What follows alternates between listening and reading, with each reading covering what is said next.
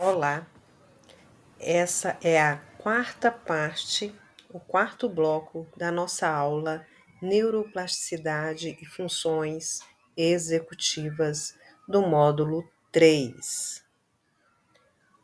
Portanto, já passamos pela revisão de conceitos anatômicos e sistêmicos, pelo conceito de neuroplasticidade, pelos fundamentos históricos, pelos tipos de plasticidade e os mecanismos relacionados.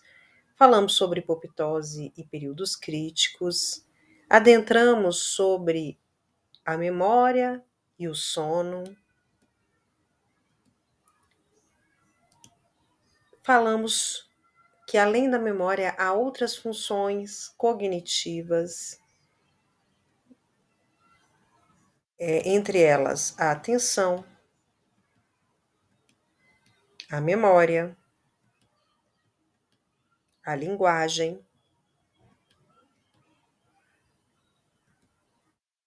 a percepção.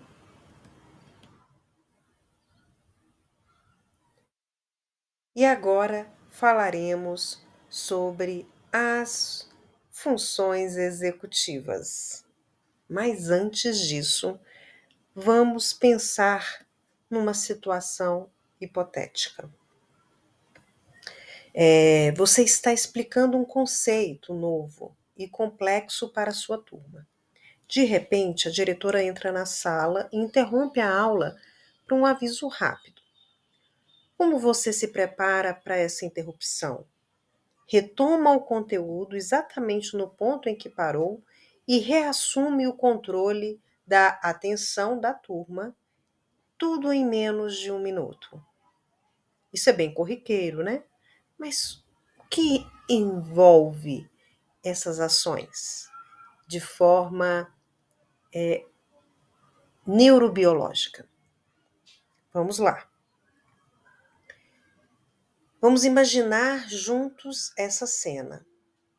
Você está explicando um conteúdo novo, desafiador, e a turma está atenta, acompanhando cada exemplo. Aquele tipo de aula que a gente gostaria de sempre dar, né? Todo mundo prestando atenção. De repente, a porta se abre. A diretora entra com um aviso importante.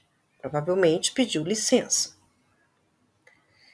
Aquele momento de concentração se rompe por alguns segundos, não é verdade? E agora?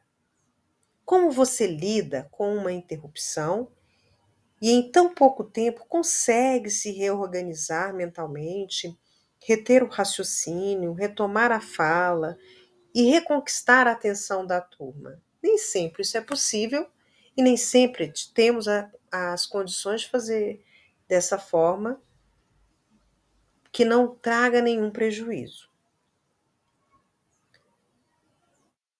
Nesse pequeno episódio, vamos pensar. O cérebro, ele realiza um verdadeiro malabarismo cognitivo.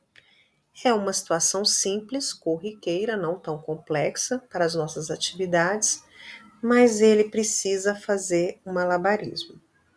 Ele precisa recrutar a atenção, que precisa ser redirecionada, dar explicação para a presença da diretora e depois reconduzida ao conteúdo original, certo?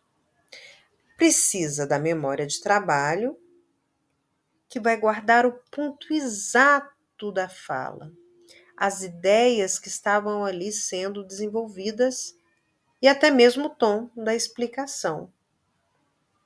A linguagem entra para reorganizar o discurso, talvez com ênfases de retomada, né? Como estávamos dizendo, ou retomando a ideia anterior, depende muito de que turma, né? Que você tenha, qual é o assunto tratado. E também vamos recrutar a percepção, pois ela ajuda você a avaliar o ambiente após essa interrupção, né? Se os alunos voltaram a te olhar, por exemplo, se há uma dispersão geral, né, ou parcial. Se o clima da sala mudou, você vai observar e é importante ter essa percepção até para tomadas de decisão posterior.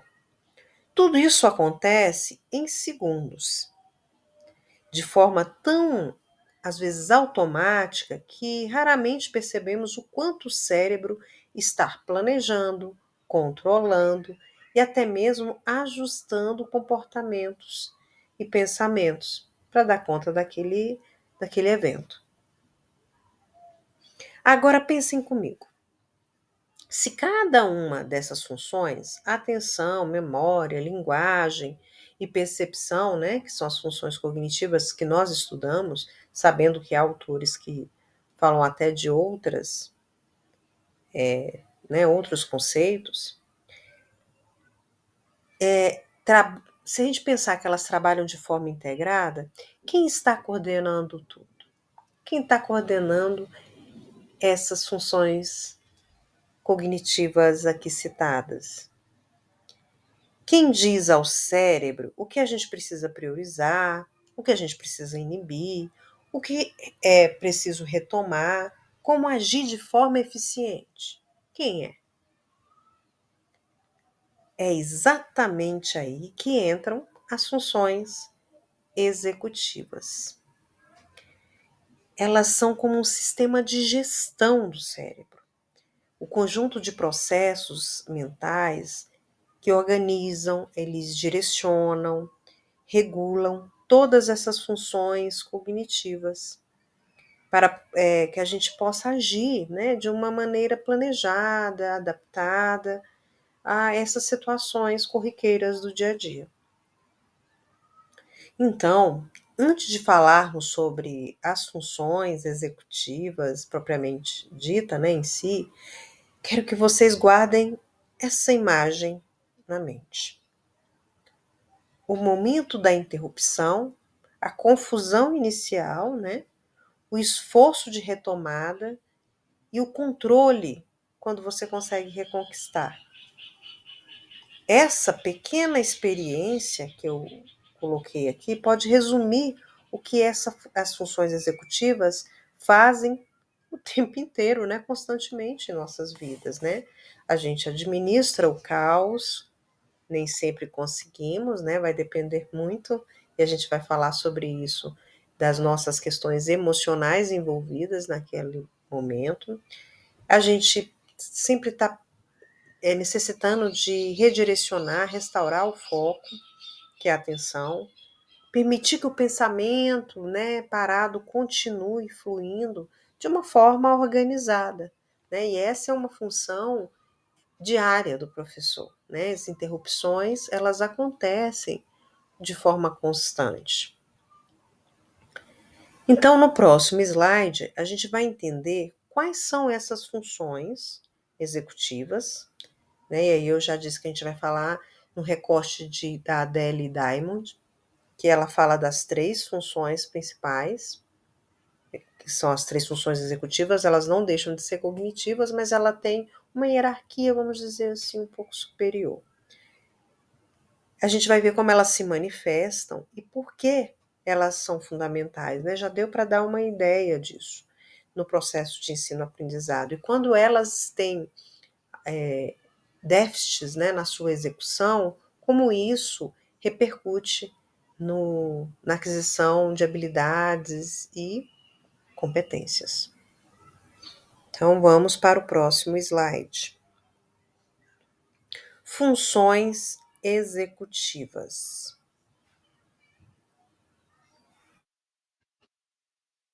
Nesse slide, a gente traz alguns conceitos, né, de o que seria as funções executivas. Vamos visualizar a cena da interrupção antes, né, em sala de aula, e aí a gente pode compreender melhor, dentro dessa interrupção, quem foi o maestro que coordenou toda aquela orquestra dos processos mentais envolvidos, né? E esse maestro, ele seria, né, quem recebe o nome de sistema executivo do cérebro, né? E suas habilidades são conhecidas como o que a gente vai falar que é as funções executivas, só para a gente retomar. Aqui traz os conceitos, né, que seria o conjunto de processos cognitivos superiores que controlam outras habilidades cognitivas, permitem comportamentos independente, intencional e direcionado a objetivos, fundamentais para planejamento, resolução de problemas, como a gente viu, né? E adaptação a novas situações. Então, ali tem várias questões, né? Envolve a flexibilidade cognitiva, envolve controle inibitório, envolve a memória de trabalho, que são as três principais que se desmembram em outras, né? Então, exemplo, organizar também, um outro exemplo possível seria organizar uma festa. E aí você vai precisar, para essa festa, dependendo do objetivo dela, né? Você vai considerar a quantidade de convidados, e aí você vai ter que pensar nos comes e bebes, né? Em bebidas, em possíveis imprevistos, né? Então você às vezes compra uma quantidade maior, pensa em algumas pessoas que de repente não vão consumir tais comidas, enfim, né? É uma infinidade de coisas que você precisa organizar e lançar mão das funções executivas, tanto no seu planejamento da festa, quanto durante, né, a execução propriamente dita desse evento.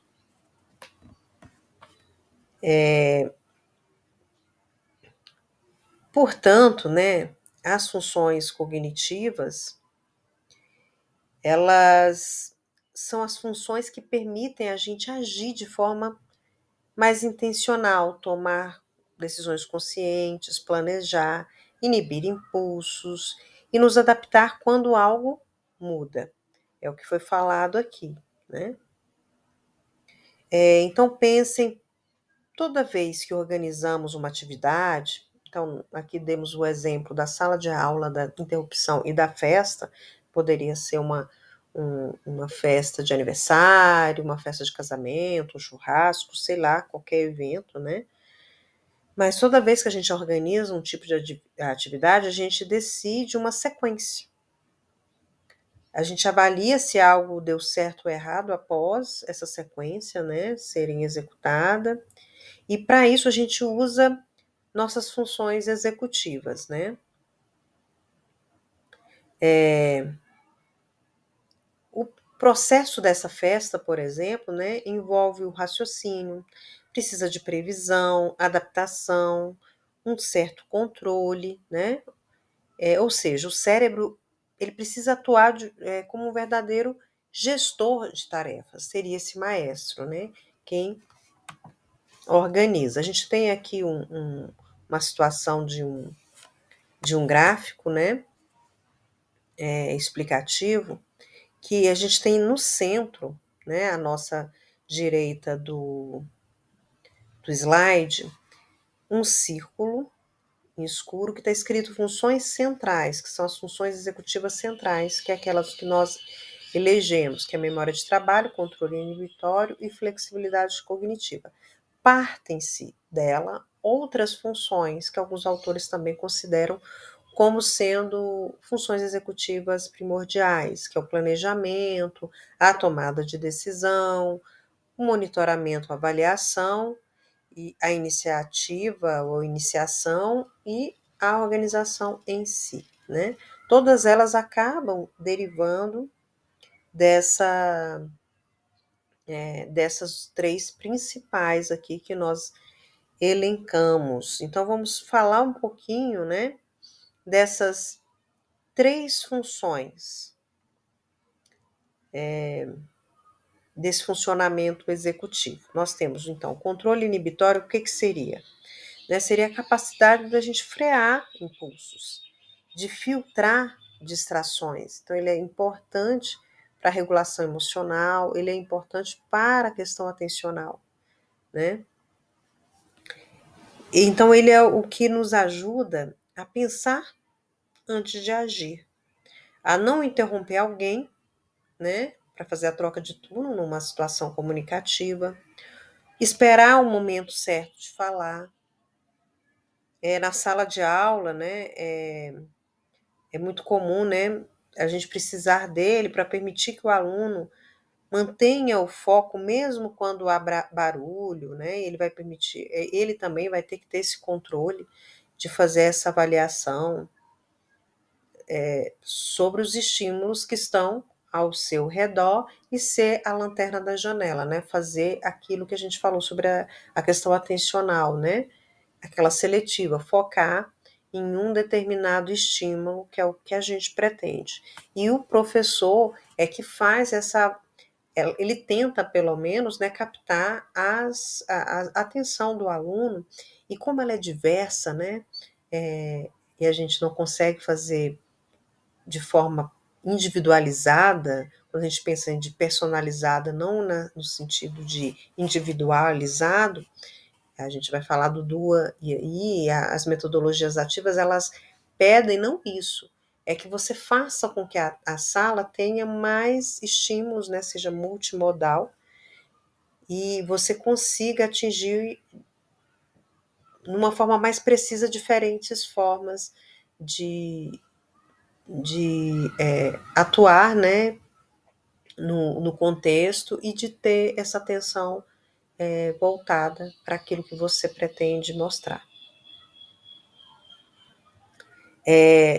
Nós temos também outro que é a memória de trabalho, né? Outra função executiva, que seria a habilidade de reter e manipular algumas informações em um curto espaço de tempo, né? Então você tem ali a sequência que você precisa fazer, você já tem em mente o que resolver ali, e vai ficar aquela tarefa ali naquela sequência por um tempo, né? Para você manipular essa informação. Vamos dar um exemplo. Lembrar uma sequência de instruções enquanto você executa, como guardar mentalmente, né, o raciocínio para concluir um problema matemático que for, né? Então você ensina e a pessoa tem que repetir, e ela tem que entender quais são os passos. Às vezes ela se perde, né? Porque a memória de trabalho ela é de curto prazo, e às vezes você precisa repetir mais vezes os passos, né? E até ajudar a pessoa a entender se é isso mesmo, né? Pedir para que ela repita quais são os passos para atingir aquele objetivo, que é a resolução do problema. A flexibilidade cognitiva seria a nossa terceira aqui, função executiva, que seria a capacidade de mudar de estratégia enquanto algo não funciona, por exemplo, né? Você está tentando de uma forma, você tem uma sequência, e aí você percebe, ou outra pessoa te ajuda a entender que outra estratégia seria melhor. Você está indo de uma forma, com alguns passos, e aí às vezes pode existir alguma mudança, né, nesses passos, para te ajudar a esclarecer e a chegar ao resultado. E há pessoas, né, que têm uma rigidez cognitiva, que se ela aprendeu daquela forma, outra forma não seria viável, né? Existe uma rigidez ali. E os tipos de rigidez também são diversas. Eu vou separar, como está ficando muito extenso, separar um tempo para falar só sobre os tipos de rigidez, né? Que existe a cognitiva e existem outras situações de rigidez também, que são próximas, mas não são a mesma coisa.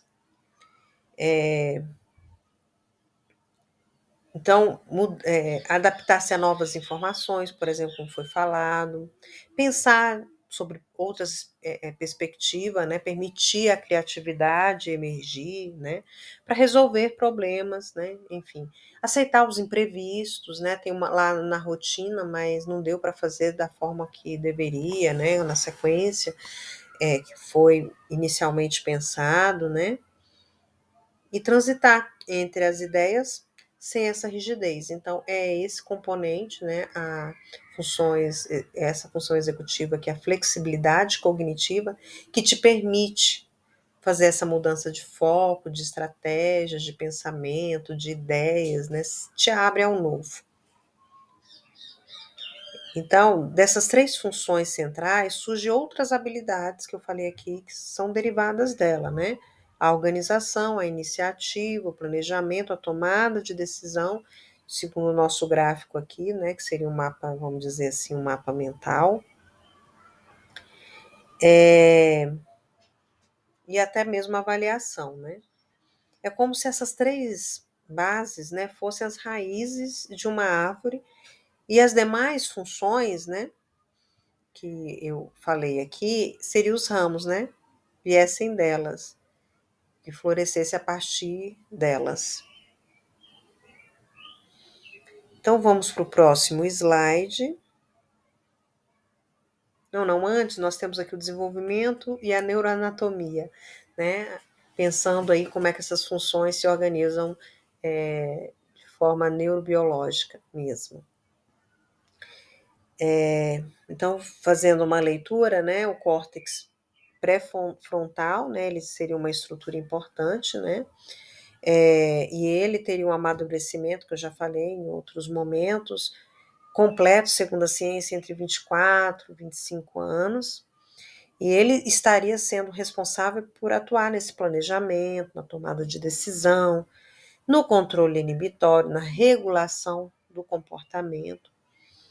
E teria outros também, como o núcleo de base, lóbulos frontais e o córtex pré-frontal dorsolateral, né? Que serão essas estruturas chaves para as funções executivas, como atenção, memória de trabalho e flexibilidade cognitiva, né? E quais seriam os impactos de alterações ou lesões nessas áreas? Né? A gente tem doenças como Alzheimer, né, que é uma doença neurodegenerativa, e aí pode vir déficits motores, deficiência intelectual, podem serem acarretadas, né, pelas lesões ou disfunções, por exemplo, no período pós-natal ou perinatal, né, em asfixia, enfim, pode ter danificado essas regiões, não só essas como outras, e acontecer de ter o transtorno de deficiência intelectual. Vamos entender isso, né? Então, as funções executivas, elas estão diretamente ligadas à região mais evoluída, né? Que é o neocórtex do nosso cérebro. E seria bem o córtex pré-frontal, que é localizado na parte da frente do lobo frontal, né? Nós temos a testa aqui bem na parte posteriormente, bem à frente, está o pré-frontal. E é nessa região que há a coordenação desses comportamentos que são intencionais, né, voluntários. Então, ali ele vai tentar regular a emoção, né, ter o controle inibitório, planejar ações, avaliar até consequência, né, às vezes a gente faz rapidinho, oh, será que eu faço, né, tem ímpeto por fazer e na hora você faz uma avaliação, não, mas se eu tiver essa reação, eu posso ter uma reação contrária, muito ruim, enfim.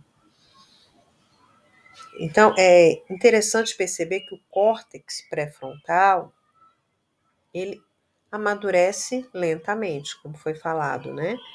Ele vai alcançar o seu desenvolvimento, não quer dizer que ele está parado, ele vai desenvolver-se todo aos 24 anos, então eu não posso exigir alguns comportamentos né, de planejamento intencionais de adolescentes ou de crianças, mas dentro daquilo que se é esperado em cada faixa etária, né, de entendimento, mas saber que a pessoa já tem aquilo ali desenvolvido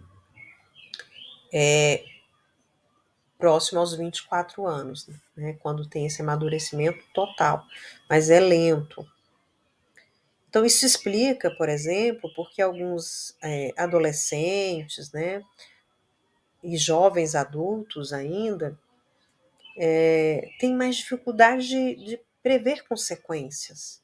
Eles são mais impulsivos. E é claro que né, dependendo da criação, do contexto onde se vive, do que se cobra, tem a ver com o que se chama personalidade, que é algo que a gente precisa de ter autores para dizer o que seria a personalidade, né, algo que vem intrínseco, né, ou é extrínseco, ou é essa relação intrínseca com essa relação extrínseca, ou seja, o componente interno versus o contexto cultural, né, histórico, enfim, em que se vive, né, de cada uma dessas pessoas, porque ninguém ocupa o mesmo lugar no espaço. Mesmo os mesmos, a mesma família, né, com os mesmos filhos, eles não são iguais, né? Eles são diferentes, porque a criação, mesmo que tende a ser parecida, o tempo que cada um teve dos seus pais mudou, né? O primeiro filho foi um tempo econômico dos pais, um tempo de idade dos pais, de amadurecimento dos próprios pais, o do meio, enfim, e assim sucessivamente, né? Mesmo que se tente fazer do mesmo jeito, não é feito da mesma forma. É uma experiência que teve com o primeiro já te ajuda ou se te dificulta com o segundo, né? Enfim.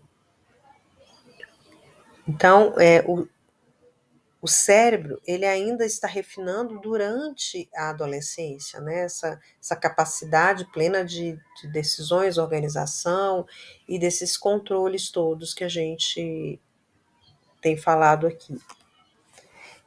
Além do córtex pré-frontal, né, que a gente já citou aqui na nossa leitura, existem os núcleos de base. E o córtex pré-frontal mesmo, que é esse bem na frente, né, do córtex, do lóbulo frontal, que é a parte mais dorsolateral, que é mais embaixo. Imagine a mão, a mão fechada, e essa parte dos dedos, na frente, nos dedos, né?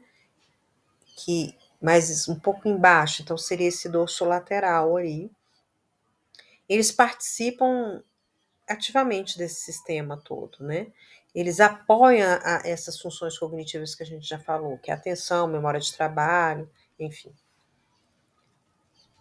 Quando há lesão nessas áreas, né, ou em condições como a gente já falou, Alzheimer, Parkinson, deficiência intelectual, enfim, é comum observar alterações nas funções executivas. E até mesmo quando a gente fala dentro do espectro autista, há alterações, porque é um cérebro que acaba tendo uma atividade atípica, né, do que é esperado de uma população média. E essas alterações, ela acaba afetando o planejamento, né, a autonomia em si e a capacidade de adaptação nos contextos, porque eu preciso que essas funções estejam se desenvolvendo plenamente para que ele fique cada vez mais adaptável ao meio, né, e possa dar respostas ao meio. Para a questão de sobrevivência, para a questão mesmo de, de minimizar sofrimentos em relação ao meio externo. E aí, essas lesões podem impactar diretamente no quê? No aprendizado e, claro, no comportamento da pessoa, né? Nas próprias AVDs aí, nas atividades da vida diária e as atividades da vida diária instrumentais, que são um pouco mais complexas. Então, as funções executivas seriam o centro do comando da mente, fazendo esse resumo. Então, elas reúnem a atenção, a memória, a linguagem, a percepção sobre uma mesma direção. E aí elas vão garantir que nossas ações façam sentido e sigam um propósito, né, para alcançar aquele objetivo, daquela atividade, habilidade, enfim. Aí no próximo momento a gente vai aprofundar cada uma dessas funções centrais, né, que seria o controle inibitório, flexibilidade cognitiva e a memória de trabalho. Como se manifestam no cotidiano, por exemplo, como se desenvolve nas crianças e como ser estimulado no contexto educacional, para que elas possam, né, emergir, possam ser, né, dinamizadas. Então, vamos para a próxima, que seriam as implicações práticas para a intervenção educacional propriamente dita, né? Então, quando a gente fala sobre as implicações práticas nas funções executivas para a intervenção educacional, a gente está tratando de algo central no processo de aprendizagem, né? A forma como o cérebro organiza, direciona e controla essas ações mentais. Então, é importantíssimo entender como isso funciona para atuar, já que a gente é agente do aprendizado, né? A gente ajuda, media o aprendizado. Então, as funções executivas, por isso, seriam como o maestro de uma orquestra, como a gente fez a analogia, né? Elas não tocam nenhum instrumento em si. Elas não fazem a leitura da partitura, não fazem a conta, não lembram a resposta, não é isso. Mas elas organizam todo o conjunto para que essa habilidade aconteça de maneira mais harmônica.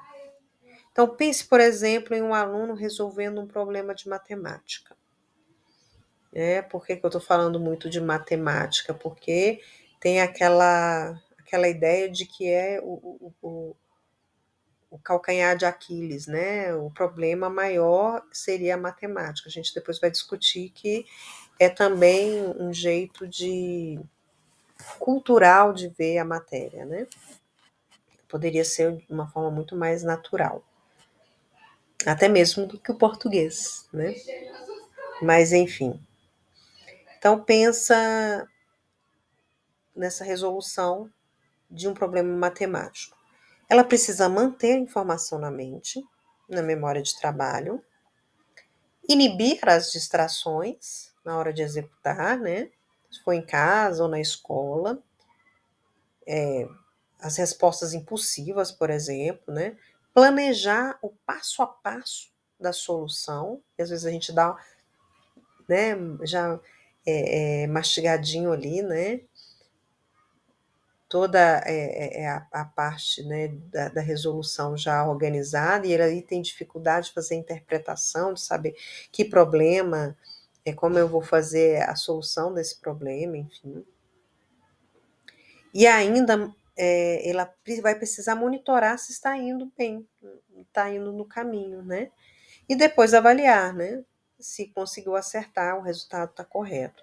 Então, essas manifestações claras, onde as funções executivas estão em ação. Elas precisam coordenar o raciocínio, a memória, né, a atenção. Eu preciso delas para que eu consiga focar na atividade. Outro exemplo, né, seria durante uma leitura.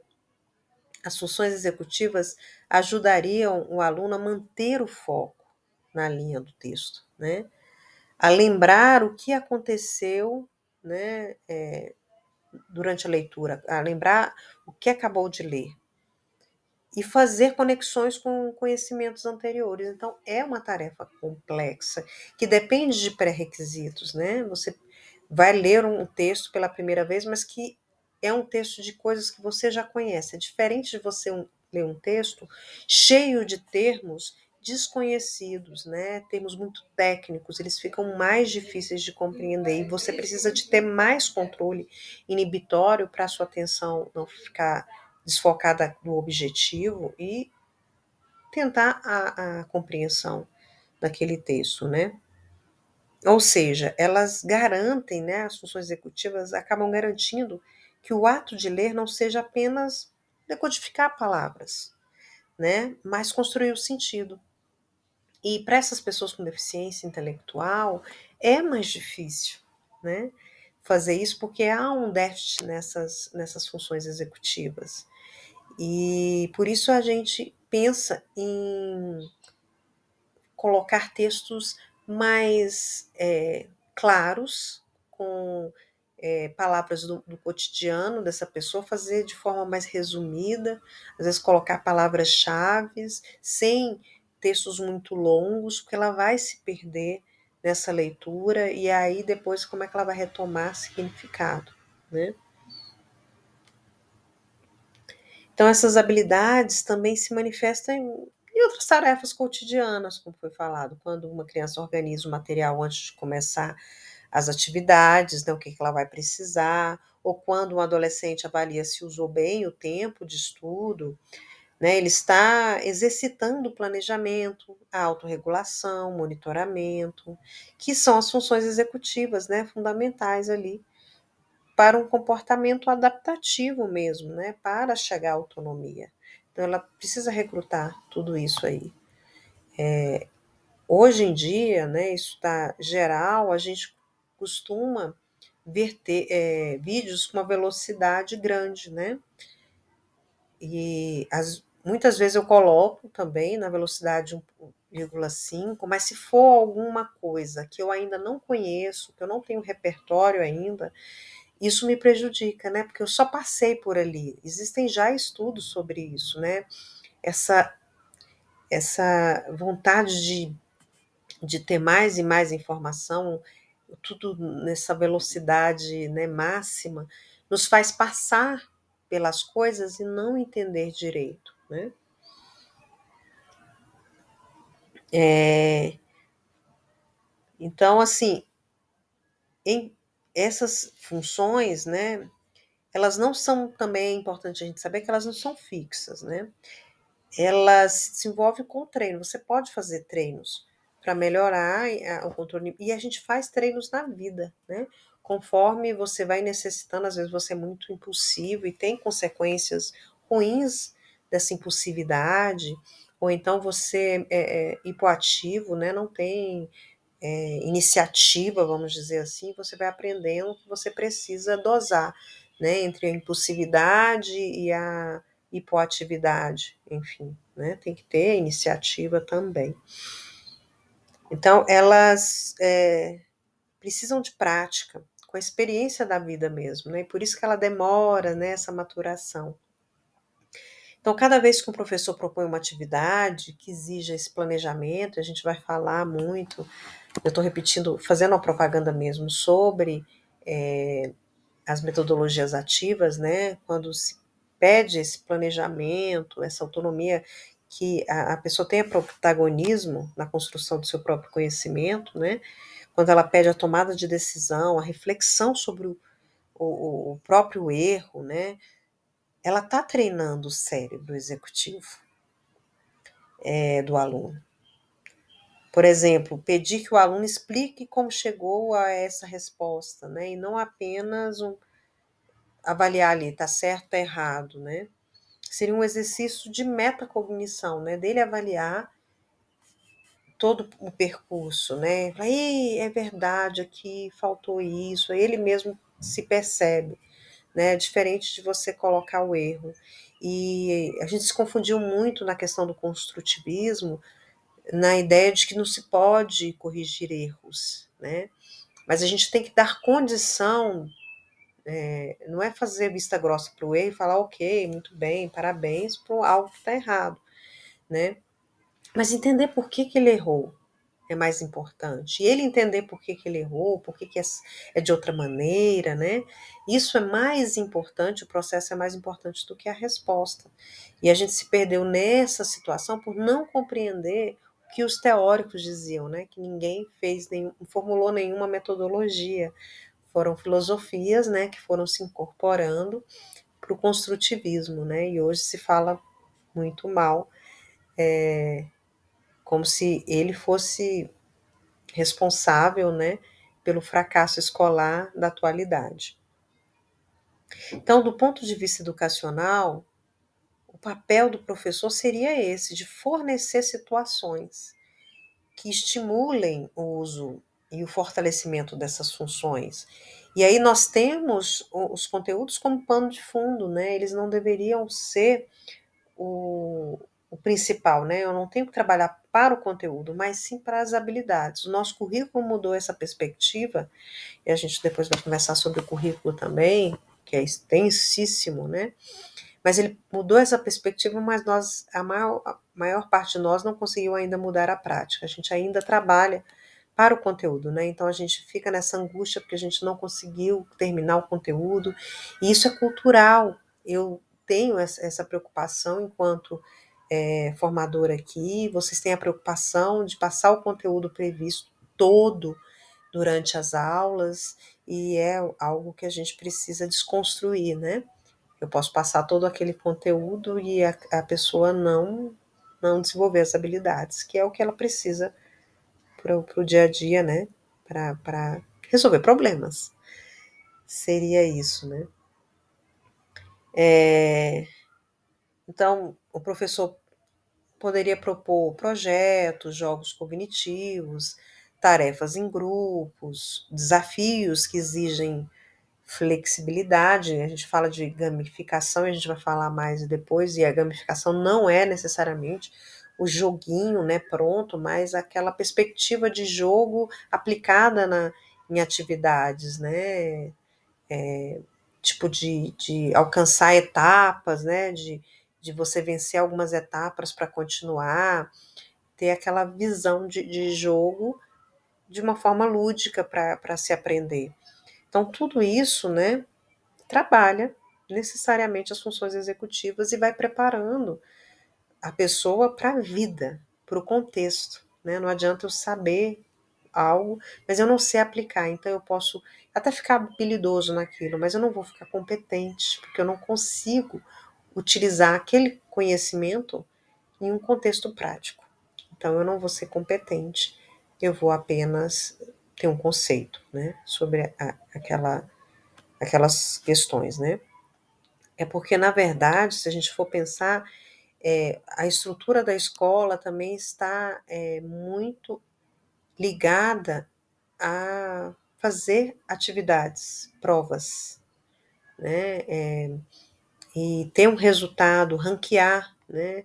Isso vai determinar se o conhecimento foi bom ou não, se é positivo ou não, em qual lugar a escola está, né, no ranking, enfim, né, nessas avaliações externas, ou então em vestibular, quantos eles conseguem ou não fazer com que a pessoa consiga passar no vestibular.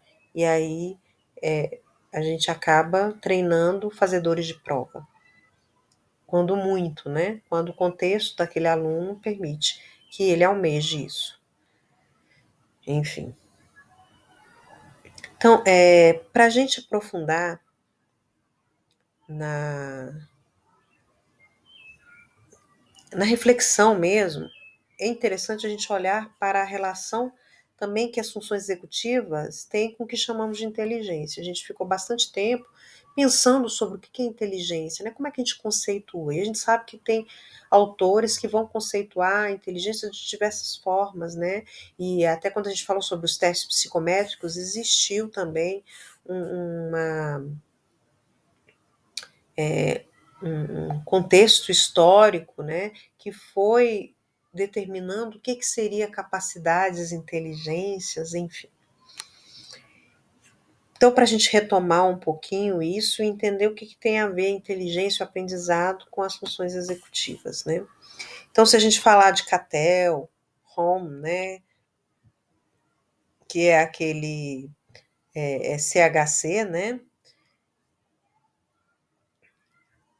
eles propuseram inicialmente que a inteligência não é algo único, né? Mas formada por diferentes fatores, né? Não tinha só o G central, né? Existem o fator G, né, geral. Existem outras inteligências, né, que compõem. Entre elas, a gente tem que eles colocaram a inteligência fluida, que seria essa de criatividade, a cristalizada, que a gente pode pensar nesse componente de memória a longo prazo, né? E aí se desdobrariam em outros 10 fatores mais específicos, né?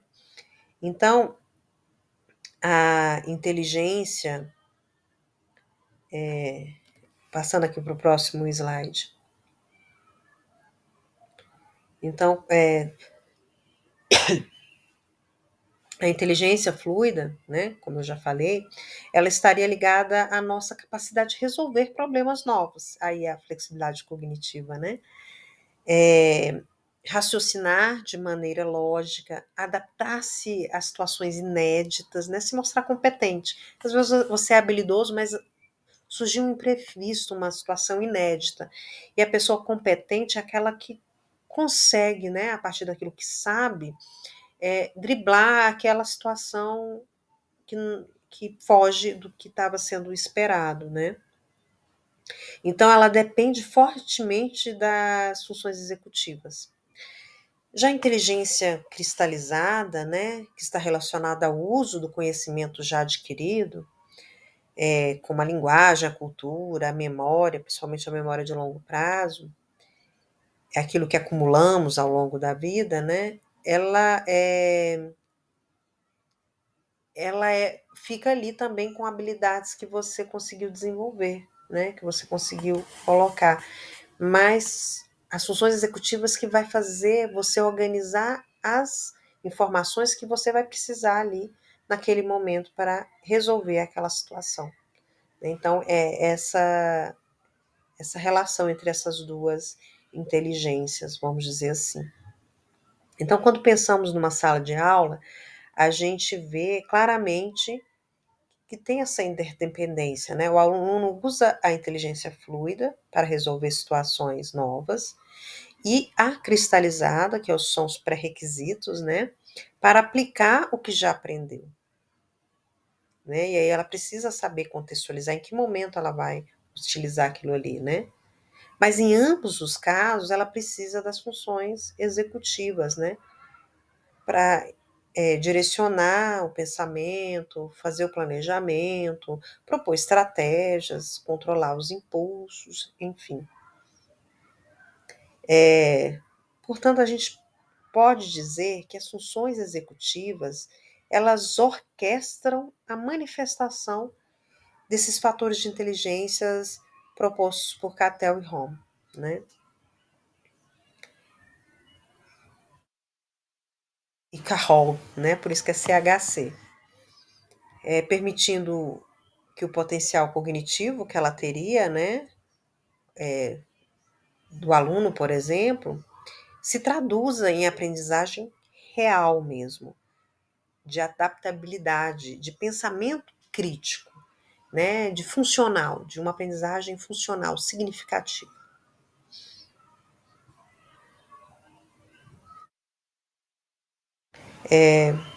Então, aqui, vamos explicar aqui os 10 fatores de inteligência, né, os 10 fatores de inteligência de Cattell e Hom e Carroll. Vamos compreender com mais profundidade um pouquinho esses 10 fatores de inteligência, né, propostos por eles, na teoria das inteligências e aptidões cognitivas. Existem várias teorias e os conceitos de inteligência eles mudaram ao longo do tempo e depende de cada autor, né? Então essa teoria ela parte da ideia de que a inteligência humana ela é multifacetada, né? Não existe uma inteligência específica, só ela, né, pode garantir que a pessoa é inteligente, pronto. Não é uma única capacidade global, né, que você consegue aferir ali, mas seria o resultado da interação entre diversas aptidões cognitivas, né, que resultaria em graus variados em cada indivíduo, né? E aí por isso que a gente fala de altas habilidades. A pessoa às vezes ela tem uma habilidade superior em determinadas situações e em outras ela não teria as habilidades desenvolvidas e nem por isso ela deixa de ter altas habilidades ou a superdotação. Então começamos pelos dois grandes pilares dessa teoria, né, que é a inteligência fluida e a inteligência cristalizada, que está aqui, né?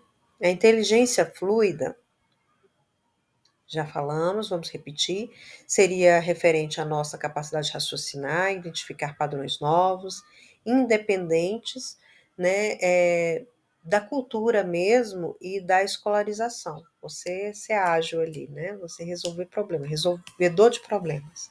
Então, é o tipo de inteligência que a gente usa quando enfrentamos um problema novo.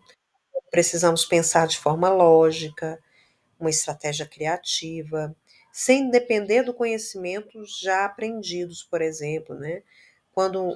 Vamos dar um exemplo, quando um aluno encontra uma nova forma de resolver um problema de ciências, ou quando uma criança descobre como abrir um brinquedo de encaixe, né?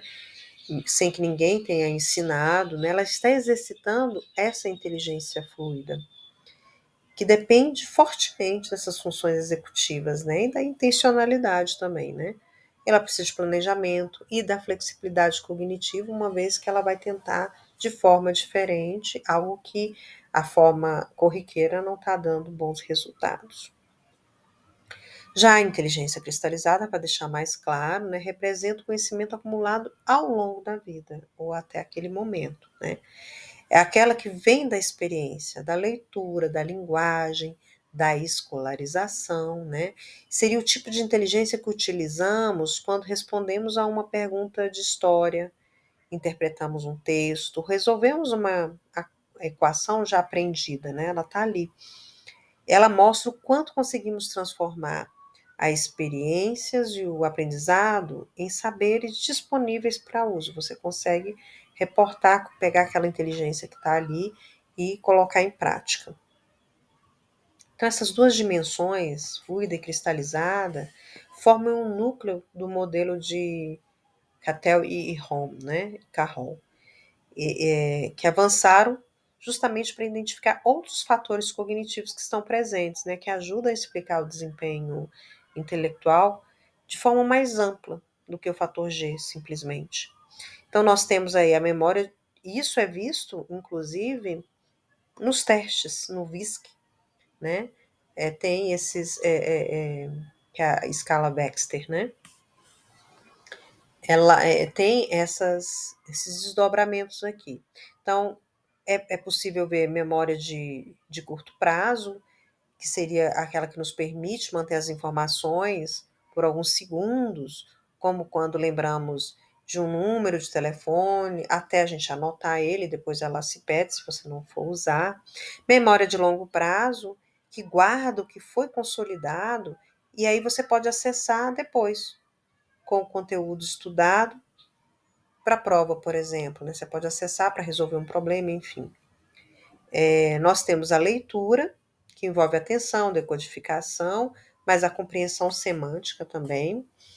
Habilidades matemáticas, que exigem raciocínio lógico, abstração, precisão.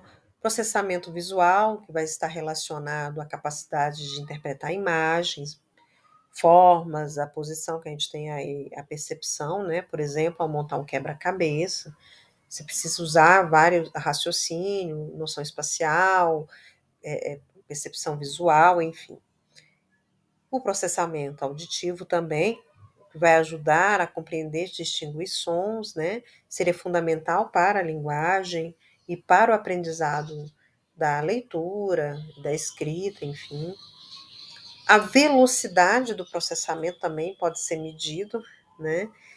Que é a rapidez com que conseguimos compreender e reagir às informações, né? As matrizes progressivas também vê conforme você vai conseguindo fazer essa, que são imagens, né? Que você precisa, ela vai mudando e você tem, vai faltando algumas partes, você vai associar uma imagem a outra, que complementa, enfim, ali também você tem como precisar essa questão da inteligência fluida e cristalizada e perceber a velocidade de processamento, o processamento visual, enfim. E até mesmo a rapidez de decisão, né? Que representa a agilidade mental para escolher entre alternativas com base em dados que você dispõe ali, né? Que seria também uma resolução de problema. Você tem as alternativas e qual que seria melhor aplicada àquele contexto. Então, todos esses componentes, né, eles interagem e se organizam como um sistema bem dinâmico, né, de aptidões cognitivas. E aí ele vai permitir compreender por que as pessoas se destacam em diferentes áreas do conhecimento, né? Mais tarde, lá em 1993, eu já estava falando, né, o Carroll vem e amplia esse modelo quando ele coloca o modelo de três status, né? Também conhecido como teoria dos três níveis de inteligência. Aí nele, as habilidades cognitivas, elas são divididas em três camadas. E isso sim, né, que aí vem falar dos três, do CHC, né, de Cattell, Hom e Carroll. Aí no topo seria as habilidades gerais, como o fator G, né, o que representaria essa inteligência geral. O nível intermediário, que seriam as habilidades amplas, entre as quais estão as que a gente listou aqui, né? A fluida, cristalizada, a memória de processamento, enfim. E na base seriam as habilidades mais específicas, que correspondem a tarefas de competências concretas ali, na pragmática mesmo, né? Como vocabulário, cálculo mental, coordenação visoespacial, e aí por isso que a gente vê que essas baterias de testes de inteligência, eles tendem a tentar ver todos os ângulos, né? Para poder melhor mapear aonde estão as fragilidades e as potencialidades do estudante, da pessoa que está, né, sendo exposta a esse teste. Então, essa estrutura acabou ajudando, né, a integrar diferentes teorias da inteligência, em um modelo um pouco mais completo, né, e que a gente usa nas avaliações cognitivas contemporâneas, que eu falei do VISC, por exemplo, que é um padrão ouro, né, de aferir a inteligência. Então, é importante destacar que esses autores, como Cattell, Holm e Carroll, eles foram mencionados lá anteriormente, né? Se quiserem revisitar lá, quando a gente estudou a história dos testes psicométricos, né? E eles estão ligados diretamente ao desenvolvimento das escalas de inteligência, que buscam medir o potencial cognitivo das pessoas de forma mais precisa e menos reducionistas que acontecia no início lá com Binet, né? E, enfim, e propor um número de QI. Enquanto os pioneiros como Binet, né, e Simon, que ainda existe a escala, né, criaram instrumentos para identificar dificuldades escolares, né, mesmo eles não tinham intenção eugenista, e a gente falou sobre isso, né, os modelos CHC, eles vieram depois para refinar essa compreensão de Binet e Simon, né, da escala Binet-Simon, mostrando que ela não é uma coisa única, mas acaba sendo uma constelação, né, de habilidades. Aí a gente pode falar das inteligências múltiplas, enfim, né, e devem ser estimuladas pela educação. A gente precisa estimular esses diferentes aspectos. Assim, ao conhecer esses 10 fatores, né, nós, educadores, acabamos ampliando nossa visão sobre o potencial do aluno, né, e não ficar só quem é inteligente, quem não teria capacidade, né? E aí não vê como as habilidades que se precisam para executar questões de artes, que culturalmente não é tão valorizado. Então, a gente, ao conhecer esses 10 fatores, né, a gente percebe que não há apenas um tipo de inteligência, mas múltiplas aptidões, né? E o papel da escola é criar experiências que façam florescer todas elas. Então, estimulando as funções executivas das pessoas com deficiência intelectual seria o próximo slide aqui. Então, como a gente iria fazer isso, né? Então, quando falamos em estimular a inteligência e as funções executivas nas pessoas com deficiência intelectual, estamos nos referindo ao quê? Criar oportunidades de aprendizagem que respeitem o ritmo, a singularidade, o potencial de cada aluno, e aí eu vou pensar na diversidade que eu tenho na sala, não só nesses, né? Então, a ideia central seria que as funções executivas e habilidades cognitivas podem ser desenvolvidas. Elas não vêm prontas, né? Mas como? Desde que o ambiente educativo ele seja propício, né? Seja planejado de forma intencional mesmo, diversificada e acessível, né? Com várias formas de expressão daquele conhecimento, de apresentação, aliás, daquele conhecimento, e permitindo as diversas formas de expressão, né? Então, a gente começa, primeiro, por oferecer um repertório amplo e diversificado, Isso significa que a gente precisa proporcionar experiências variadas, jogos, brincadeiras, música, história, desafios visuais e auditivos, né? Para o quê? Para estimular diferentes áreas do cérebro. Quanto mais a gente diversifica o repertório, mais redes neuronais elas são ativadas. E aí a gente fortalece tanto a inteligência fluida, que é essa criatividade, que envolve o raciocínio de resolução dos problemas, né? Quanto a cristalizada, e coloca o estudante no centro do aprendizado, né? Então, por exemplo, um jogo de correspondência com figuras e palavras, né? Pode até ajudar o aluno a associar imagens ao vocabulário, por exemplo, enquanto contagem com objetos concretos, como tampinhas ou blocos, fortalece o pensamento lógico, o raciocínio matemático, aí está usando, manipulando, enfim.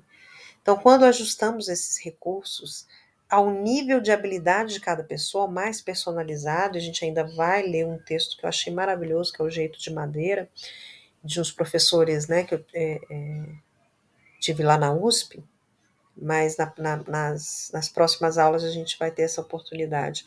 A gente vê que a gente precisa conhecer para fazer esse ajuste.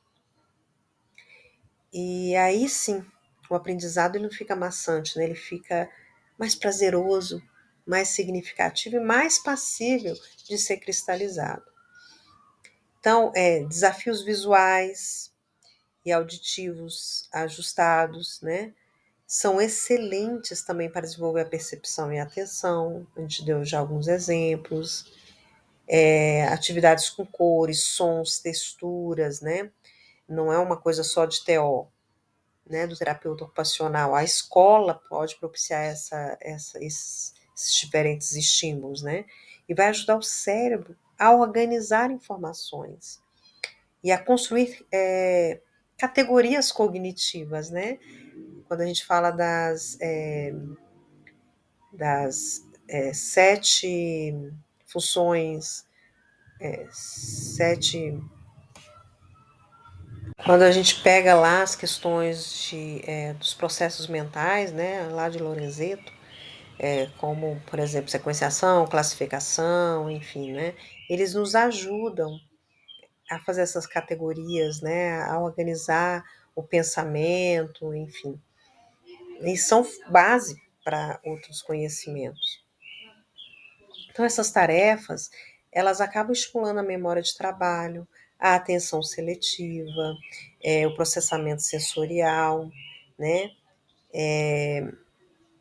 Essas habilidades diferentes, né?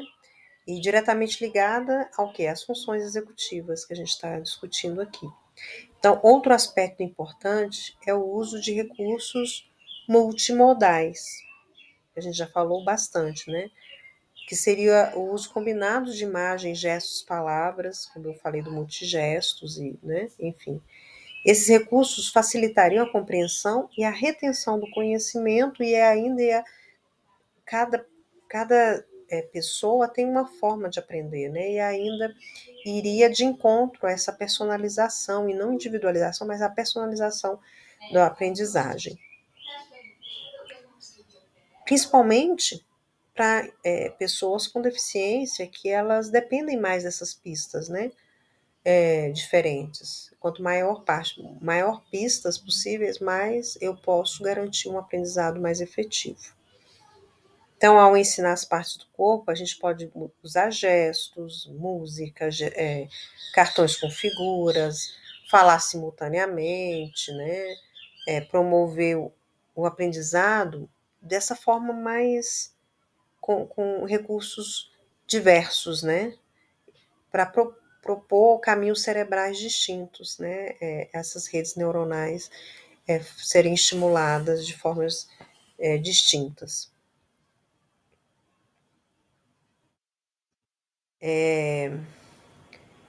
Deixa eu ver se eu tenho mais alguma coisa.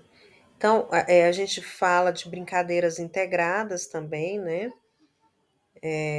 Que são poderosas ferramentas de estimulação cognitiva, brincadeiras como jogos de memória, como cartas ou figuras familiares, né? Ela ajuda a exercitar a memória de curto prazo e o foco e a atenção, né? Então você está treinando o foco, atenção, controle inibitório, enfim, né?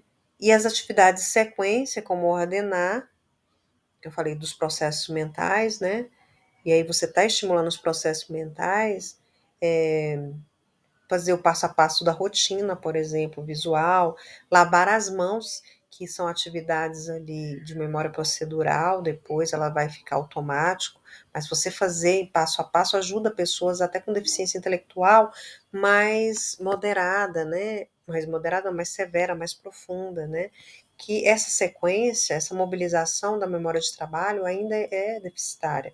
Ela recordar qual é o próximo passo, né? Às vezes você precisa ancorar em figuras mesmo, demonstrando a sequência, ela fazer aquela repetição de forma estratificada inicialmente, para depois ela conseguir fazer de forma contínua. E aí ela vai para isso, tem que trabalhar o planejamento para executar aquela atividade, o que ela precisa, quais são os instrumentos, como lavar a mão, ela precisa da toalha, ela precisa do sabonete, o que ela precisa. E nesse momento você pode, nesse momento prático, trabalhar também conceitos, trabalhar nomes, trabalhar letras iniciais, enfim, uma infinidade de coisas que você pode fazer de uma aprendizagem mais significativa. Ela precisa lavar as mãos, né? Ela entender por que ela vai lavar as mãos também. Que é uma questão de higiene, para pegar alimentos, para poder comer, enfim. Então, essas experiências, elas são valiosas porque fortalecem o raciocínio lógico, né? Os jogos de tomada de decisão também, eles são importantes, né? Podem ser simples, como escolher entre duas opções concretas, qual copo tem mais água, qual roupa é melhor para o frio, né? A gente faz isso com criança, mas eu volto a dizer, a gente pode, deve ir de encontro, né, do raciocínio, do processo mental onde a pessoa, o estudante está. Então, esses exercícios acabam favorecendo o desenvolvimento do pensamento reflexivo, né? Ela está optando ali, ela não está tendo a resposta pronta, né? E vai ajudar a criança, o adolescente, o jovem, enfim, a entender que cada escolha tem uma consequência também, né? E que é essencial essa autonomia adaptativa, que ele precisa saber escolher entre uma coisa e outra. E eu estou trabalhando vários conceitos aqui, vários conteúdos, inclusive. Então, posso também colocar as brincadeiras motoras, né? Que envolve movimento, atenção a regras simples, né? E aí eu envolvo o lúdico, posso fazer isso com adolescentes, com adultos, mais contextualizado para a realidade deles, obviamente, né? Brincadeiras como pare e siga, que aí vou trabalhar o controle inibitório, o batata quente, né? Vai ajudar eles ter esse controle né? Pausa, parar, saber esperar, enfim. Essa necessidade de conter os impulsos mesmo, né? E guardar o momento certo para agir. E aí isso vai contribuir para um comportamento autorregulador, né? Saber esperar, respirar, não é tudo a seu tempo, e isso é um processo que a gente precisa desenvolver, e para alguns é mais difícil que para outros, porque já tem um déficit, né? Em relação a esses processamentos neuronais. E aí a gente também tem quando a gente também pode fazer estimulação direta das funções executivas. Como a gente faria isso? Com exercício de planejamento, como criar pequenas rotinas, por exemplo, montar um lanche, organizar o material, planejar o percurso até a sala. Tarefa simples mesmo, né? Mas que acaba exigindo uma antecipação, uma organização, um controle mental. E eu posso fazer isso com a turma inteira, né? Que às vezes a agitação não é só dos atípicos.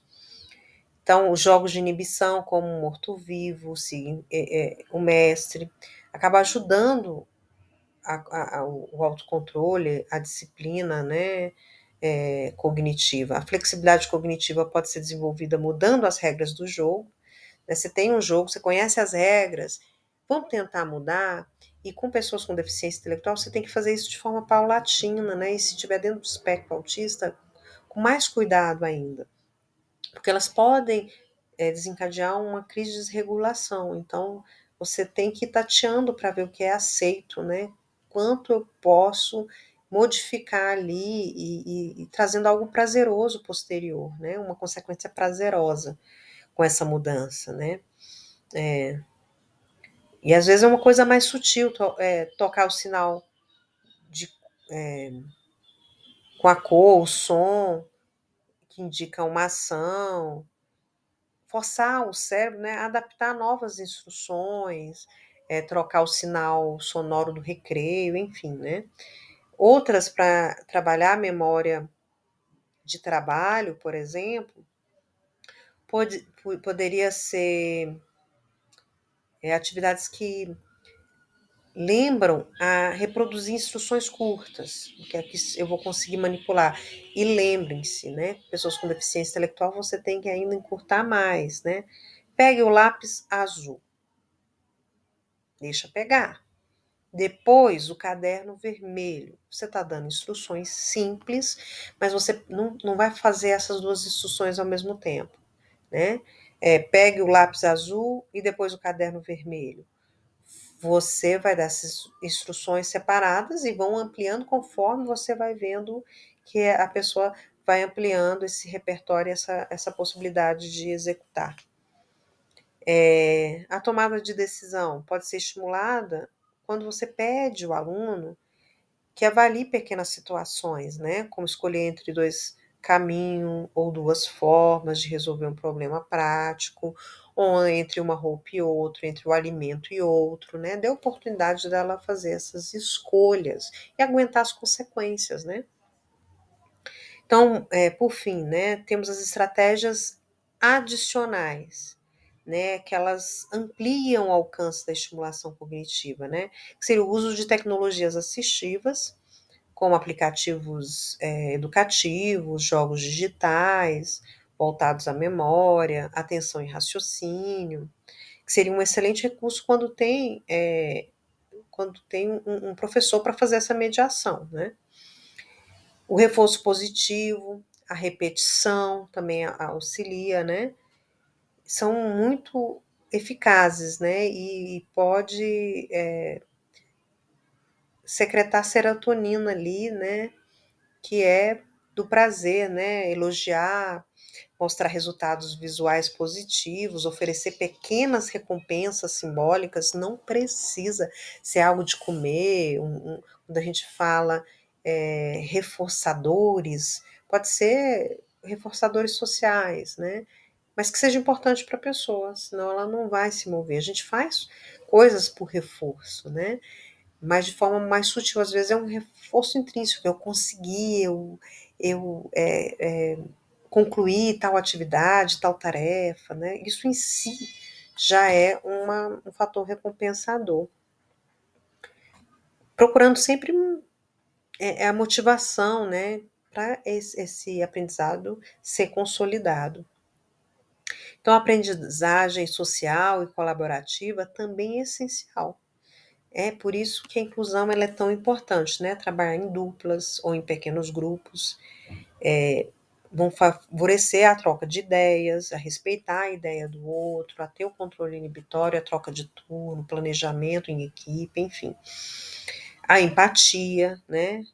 O aprendizado por observação também. Aspectos que vão envolver tanto as funções executivas quanto a inteligência emocional e social.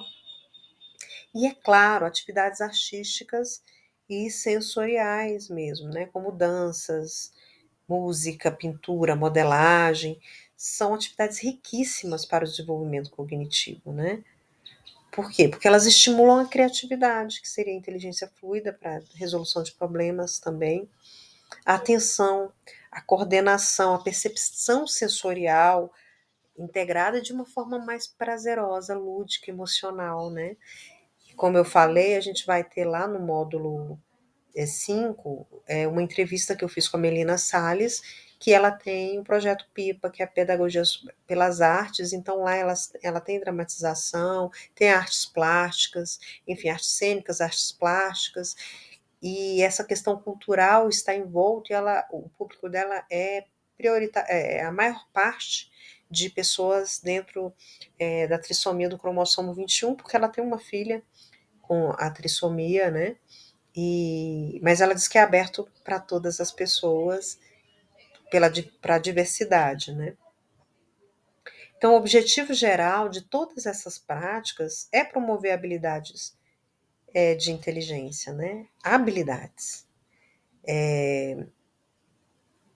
tanto fluida quanto cristalizada, e fortalecer as funções executivas de uma forma integrada, prática, acessível. Então, quando criamos contextos educativos que estimulem o raciocínio, a memória, a tomada de decisão, a autorregulação, né, a gente acaba possibilitando que cada pessoa com deficiência intelectual ou não, né, aplique seus conhecimentos de forma estratégica no dia a dia, né? Trabalho em equipe, em dupla, às vezes a pessoa ainda não consegue fazer isso, mas quando possível, porque ela vai se frustrar, né? Ela vai ter que ter um controle inibitório, vai ter que formular novas estratégias, vai ter que ter uma flexibilidade cognitiva, enfim. E isso é o que chamamos de educação neuroinclusiva, quando a gente permite isso, né? Uma prática que corresponde ao funcionamento do cérebro, né? Acaba respeitando a singularidade de cada aprendiz e acredita na potência do desenvolvimento humano mesmo. E para encerrar, eu trouxe aqui uma frase, né, do Charlie Chaplin, que diz: Nosso cérebro é o melhor brinquedo já criado. Nele se encontram todos os segredos, inclusive o da felicidade. Então, ela nos lembra que o cérebro é o instrumento mais extraordinário que possuímos. Nele abriga memória, raciocínio, emoções e a incrível capacidade de aprender e de se reinventar, né? Ao compreendermos como funcionam as funções executivas, por exemplo, né? E as diferentes formas de inteligência, a gente acaba percebendo que educar é ajudar o outro a explorar essas potencialidades, né? Essas habilidades, criar oportunidades de uma aprendizagem não maçante, mas significativa e prazerosa mesmo. Como essa aula está sendo disponibilizada de forma síncrona, né? Vocês podem, claro, enviar suas dúvidas ou comentários pelo chat do curso. E quando nos encontrarmos novamente, né, teremos a oportunidade de dialogar, esclarecer e aprofundar o que for necessário, né? Porque essa aula não foi, a gente fez, né, essa aula, mas a gente não conseguiu concluir. Paramos, pelo que me lembro, na função cognitiva atenção e ficamos por relembrar, né, a conceitos anteriores e retomar para a gente concluir essa aula.